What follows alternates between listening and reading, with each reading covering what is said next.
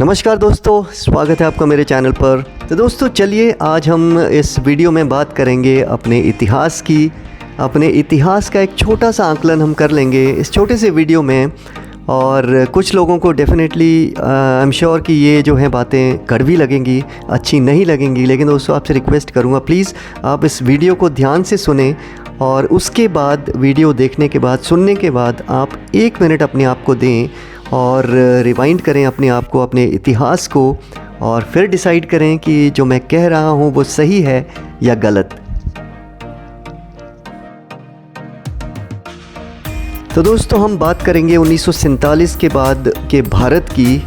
हमने अपनी किताबों में, हिस्ट्री में, स्कूल्स में, कॉलेजेस में बहुत पढ़ा है कि किस तरह से भारत को आज़ादी मिली। बहुत सारे नेताओं ने, बहुत सारे स्वतंत्रता सेनानियों ने कुर्बानियाँ दी है जिनकी वजह से हमें आज़ादी मिली है।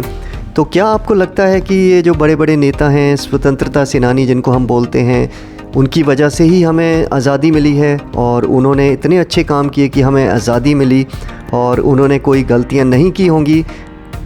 ज़रूर की होंगी दोस्तों, लेकिन क्या है कि इतिहास की किताबों में हमें बहुत सारी चीज़ें जो है वो पढ़ाई नहीं जाती, इग्नोर कर दी जाती हैं। तो चलिए हम शुरू करते हैं भारत के नेताओं की वो गलतियां जिसकी वजह से आज भी वो हम उनके नतीजे जो हैं भुगत रहे हैं। हमें उनसे बहुत ज़्यादा जो है परेशानी आज तक हो रही है। तो सबसे पहले बात करते हैं दोस्तों 1946 से 1948 का भारत। नेहरू जिन्ना ने भारत के लोगों को इतना कष्ट दिया दोस्तों, ये सबसे पहली गलती थी। भारत में हिंदू मुसलमानों को इन्होंने डिवाइड कर दिया, भारत के टुकड़े कर दिए, भारत और पाकिस्तान बना दिया। और भारत से जो है मुसलमान पाकिस्तान की तरफ जाने लगे, पाकिस्तान से जो हिंदू हैं भारत की तरफ आने लगे।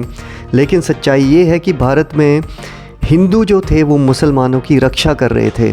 यहाँ पर बहुत सारे हिंदुओं ने अपने मुसलमान दोस्तों पर अत्याचार या उनको मरने नहीं दिया, और दोस्त और पड़ोसी उन पर भारत में ही रहने का आग्रह भी करते रहे और उनको पूरी सुरक्षा का उन्होंने आश्वासन भी दिया और किया भी। जबकि इससे बिल्कुल उलट पाकिस्तान में हुआ। पाकिस्तानी हिस्से में जो मुसलमान थे वो हिंदुओं पर वहाँ बहुत बड़ा अत्याचार कर रहे थे, उनको ज़बरदस्ती भगा रहे थे, लूट रहे थे, बलात्कार, अत्याचार, मारकाट, बहुत कुछ चल रहा था। पाकिस्तान से हिंदुओं को मार दिया गया या भगा दिया गया और कई मुसलमानों ने अपना जन्मस्थल छोड़ दिया, पाकिस्तान चले गए। उनकी आधी से अधिक आबादी जो है भारत में ही रह गई, क्योंकि उन्हें भारतीय सरकार और उनके हिंदू दोस्तों द्वारा सुरक्षित उनको रखा गया। लेकिन पाकिस्तान में ऐसा नहीं हुआ दोस्तों। पाकिस्तान से करोड़ों जो हिंदू थे या तो मारे गए या पलायन करके भारत आ गए। तो ये बहुत बड़ी गलती थी, सबसे बड़ी गलती। ये जो पार्टीशन था इसकी वजह से लाखों जाने गई, उसमें ज़्यादातर जो हैं हिंदुओं की जाने गई दोस्तों। और सरकारी मीडिया और मशीनरी जो थी भारत की आज़ादी के बारे में शोर मचा रही थी, लेकिन लाखों भारतीय रो रहे थे दोस्तों। और भारत की जो भावना के बिना उन्हें उससे कोई फ़र्क नहीं पड़ रहा था कि हम आज़ाद हुए हैं दोस्तों। आप सोचिए, करोड़ों हिंदू जो हैं अपने घर बार, ज़मीन, जायदाद छोड़ के वो यहाँ पे दिल्ली में रेफ्यूजी कैंप्स में रह रहे थे। कोई पंजाब में, कोई राजस्थान में, कोई भारत के अन्य इलाकों में, वो लोग सब छोड़ छाड़ कर आ गए थे। तो उनके मनस्थिति सोचिए दोस्तों, आपको उनको क्या लग रहा होगा कि भारत आज़ाद हो गया, वो नाचें गाएं? लेकिन नहीं। लेकिन उस टाइम भारत के सरकारी मीडिया, आकाशवाणी और जो भी थे, जगह जगह उसमें भारत की आज़ादी के उसमें जश्न मनाए जा रहे थे। लेकिन उन दोस्तों उन लोगों का सोचिए जिनके कई रिश्तेदारों को मार दिया गया था, जिनको ज़बरदस्ती भगा दिया गया था, वो भारत में थे। लेकिन उनको जो था आज़ादी से कोई मतलब नहीं था। वो प्रताड़ित थे, बहुत अत्याचार सहकर वो भारत में आए थे, रेफ्यूजी कैंप्स में रह रहे थे, खाने के उनको लाले पड़े हुए थे। तो दोस्तों ये बहुत बड़ी गलती थी जिसकी वजह से भारत को बहुत कुछ भुगतना पड़ा, पाकिस्तान बन गया। और आज देखिए पाकिस्तान के साथ हमारे कैसे संबंध हैं। आतंकवाद का अड्डा बना हुआ है पाकिस्तान, और उसकी वजह से भारत में लाखों लोगों की जान आज तक जा चुकी है। और दोस्तों 1948 में एक और गलती भारत ने की, बहुत बड़ी गलती। भारत के तत्कालीन प्रधानमंत्री के निर्णयों से भारत का जो आम आदमी था एक बार फिर निराश हुआ। जैसा कि आप जानते हैं 1948 में जो पाकिस्तान जो था उसने कश्मीर पर आक्रमण किया, आधा कश्मीर उसने ले लिया। उसके बाद जो थे कश्मीर के राजा वो भारत आए, उन्होंने कहा कि हम भारत की रक्षा कीजिए, और भारत की फ़ौजें भी वहाँ पहुँच गई थी। वो चाहते उस टाइम तो भारत की जो फ़ौजें थी, पाकिस्तान के जो कबाइले थे, हम कहते हैं कि कबाइलियों ने अटैक किया था, उनको पीछे कर सकते थे, पाकिस्तान सेना को पीछे करके वापस जो है कश्मीर ले सकते थे, लेकिन नहीं लिया। भारत जो है UN पहुंच गया, तो बहुत बड़ी गलती। और दोस्तों 1950 में भारत बना गणतंत्र। और दोस्तों इसके बाद एक बहुत बड़ी गलती जो हमारे भारत सरकार ने करी, वो 1959 में भारत ने क्या किया, अमेरिका के दबाव में आकर, एक उस टाइम भारत क्या है, एकदम जो प्रधानमंत्री थे वो अमेरिका को बहुत ज़्यादा तवज्जो देते थे, एक स्ट्रॉन्ग प्राइम मिनिस्टर की ज़रूरत थी, लेकिन अमेरिका के दबाव में आकर हमारे प्रधानमंत्री ने क्या किया, दलाई लामा और तिब्बती शरणार्थियों को भारत में रहने की अनुमति दे दी। तो आज तक ये जो मसला अभी सुलझा नहीं है दोस्तों।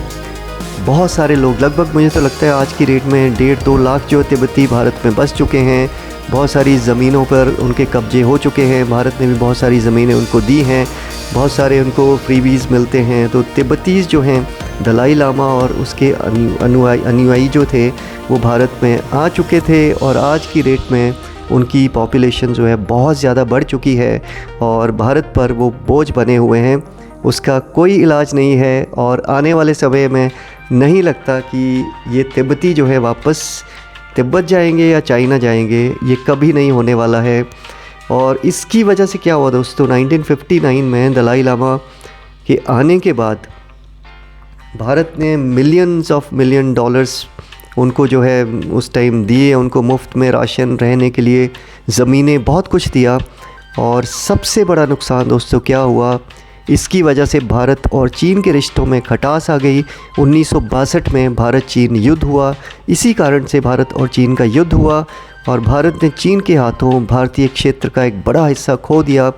और दोस्तों आपको बता दूं, 1962 में 3000 से ज़्यादा भारतीय सैनिक जो थे वो शहीद हुए थे, 5000 से ज़्यादा घायल हुए थे, और कई सैनिकों को चीन ने पकड़ लिया था जो लापता ही रहे और कभी भारत नहीं आ पाए। बहुत बड़ी गलती दोस्तों, बहुत बड़ी गलती। और दोस्तों इसके बाद 1965 में पाकिस्तान जैसे देश ने भी, बिल्कुल छोटा सा देश, बिल्कुल गरीब देश जिसके पास खाने के लाले पड़े हुए थे, उसकी हिम्मत देखिए, उसने भी भारत पर आक्रमण करने का दुस्साहस किया 1965 में, और 2600 से अधिक भारतीय सैनिक शहीद हुए दोस्तों 1965 में।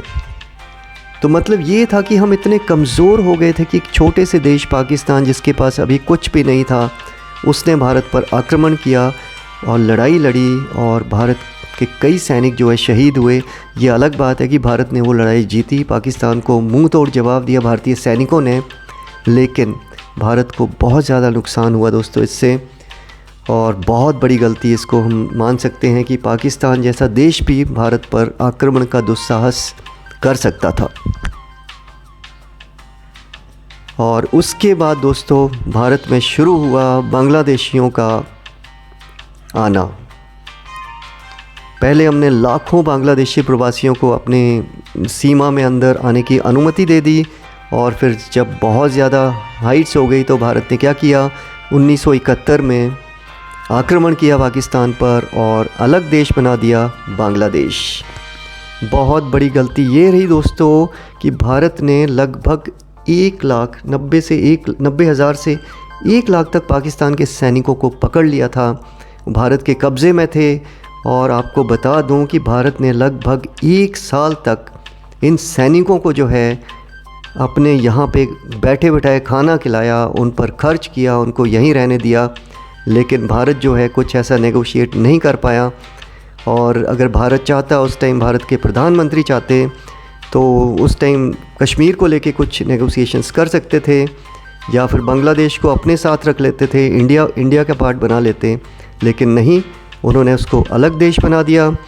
पाकिस्तान के सैनिकों को भी छोड़ दिया, 1 साल तक उनको पाला पोसा और उनको छोड़ दिया, और कश्मीर को भी नेगोशिएट नहीं कर पाए। बहुत बड़ी गलती, बहुत बड़ी गलती दोस्तों। और दोस्तों 1970 और 1980-90 के दशक जो थे भारत में, ये भ्रष्टाचार युग इसे हम कह सकते हैं। और दोस्तों 1970 और यही समय था दोस्तों जब चाइना और इंडिया की इकॉनमी बिल्कुल बराबर चल रही थी, और यहीं से जो है चाइना, सिंगापुर, मलेशिया और अन्य एशियन जो देश थे वो बहुत आगे बढ़ गए, लेकिन भारत जो है बिल्कुल पीछे रह गया। तो दोस्तों 70, 80 और 90 के दशकों में बहुत सारे देशों ने तरक्की की। एशियन देश जो भारत से भी ज़्यादा गरीब थे, सिंगापुर, मलेशिया, इंडोनेशिया, इसके अलावा चाइना, देखो चाइना और इंडिया की इकॉनमी लगभग बराबर ही थी 1970 के दशक में, लेकिन 70, 80 और 90 इन 30 सालों में जो था चाइना और अन्य देशों ने, एशियन देशों ने बहुत अच्छा ग्रो किया, लेकिन भारत जो था बहुत बुरी तरह से फंस चुका था। भ्रष्टाचार का युग हो गया था भारत में इन 30 सालों में। जब अधिकांश देश तेज़ी से आगे बढ़े तब भारत डॉन, माफियाओं, भ्रष्ट नेताओं और नौकरशाहों से भरा पड़ा था, और भ्रष्टाचारियों की जेब में सारा पैसा चला गया और भारत जो है अविकसित रह गया। ये बहुत बड़ी गलती थी दोस्तों हमारे नेताओं की, राजनेताओं की, और हमारे उस टाइम जो भी थे हमारे प्लानर्स जो थे, उनकी वजह से क्या हुआ, भारत बहुत पीछे चला गया। दोस्तों आपको बता दूं कि 70, 80, 90 के दशक में अगर आप आज की डेट में अपने पेरेंट्स से, अपने दादाओं से पूछेंगे, वो आपको बताएंगे कि भ्रष्टाचार की जड़ें इतनी गहरी हो गई थी कि आम आदमी जो है सरकारी विभागों से अपना काम कराने के लिए उसको रिश्वत देनी पड़ती थी, खर्च देना पड़ता था। चाहे बिजली का मीटर लगवाना हो, चाहे पानी का कनेक्शन लेना हो, चाहे फ़ोन कनेक्शन लेना हो, चाहे गैस कनेक्शन लेना हो, साधारण से साधारण चीज़ के लिए भी दोस्तों आपको सरकारी दफ्तरों में पैसे देने पड़ते हैं। तो इतना ज़्यादा जो है भ्रष्टाचार भारत में बढ़ गया था। इस वजह से भारत जो है विकास की ओर नहीं बढ़ पाया, भारत बहुत पीछे रह गया। इसके अलावा दोस्तों व्यवसाय, बिजनेसेस जो थे, उन बिज़नेस करना बहुत मुश्किल था भारत में, और बिजनेसेस को सर्वाइवल करने के लिए सरकारी अधिकारियों को मासिक और वार्षिक आधार पर रिश्वत देनी पड़ती थी। और इसके अलावा दोस्तों बहुत बड़ी गलतियां भारत ने ये भी की कि अल्पसंख्यक समुदाय का तुष्टीकरण जो था बहुत ही ज़्यादा बढ़ता जा रहा था, और शहरी नक्सलियों का उदय भी हो गया, जिसको हम अर्बन नक्सल्स कहते हैं। पेड मीडिया, इस तरह से भारत में इनका उदय हुआ। सभी इस अवधि के दौरान जो है फले फूले। चुनावी धोखाधड़ी हुई, वोटों में हेरा फेरी कई लोगों के लिए एक सामान्य घटना बन गई थी। ऐसे लगता था कि उनका अधिकार है। बूथ कैप्चरिंग, और ये आपने बहुत सुना होगा, जब वोटिंग होती थी तो बूथ कैप्चरिंग होती थी, तो ऐसे ही सरकारें बन जाती थी, भ्रष्टाचार युग रहता था। तो बहुत बड़ी गलतियां भारत ने की, जिस वजह से भारत आगे नहीं बढ़ पाया। और दोस्तों फिर आया टेक्नोलॉजी का युग 2000 में। 2000 में क्या हुआ, मोबाइल, कंप्यूटर्स जो थे, ये सोशल मीडिया आ गए, और आम आदमी जो है ये इसके लिए थोड़ा इजी हो गया ये पता लगाना कि देश में क्या चल रहा है। आम आदमी के हाथ में कंप्यूटर, मोबाइल और दूसरे सोशल मीडिया आने की वजह से, वीडियोस और ये सब ऑडियो, ये सारी चीज़ें आने की वजह से आम आदमी जो है समझने लगा कि देखो हमारे देश में जो है बहुत ही गलत हो रहा है। धीरे धीरे जो है वो भ्रष्टाचारी बेनकाब होने लगे।